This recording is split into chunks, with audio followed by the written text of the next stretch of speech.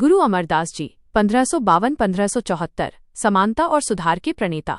73 वर्ष की आयु में गुरु गद्दी संभालने के बावजूद गुरु अमरदास जी ने सिख धर्म को संगठित करने के लिए जो ऊर्जा और दूरदर्शिता दिखाई वो बेमिसाल है। 1. पहले पंगत पाछई संगत समानता का सिद्धांत।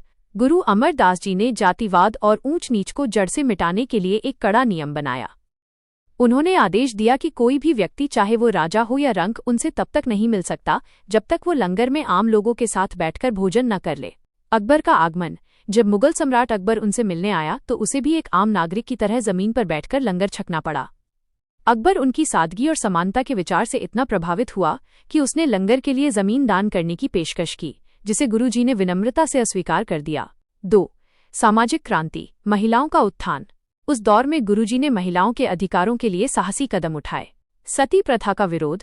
उन्होंने पुरजोर शब्दों में कहा कि सती वो नहीं जो पति की चिता पर जल जाए, बल्कि सती वो है जो पति की याद में पवित्र जीवन जिए।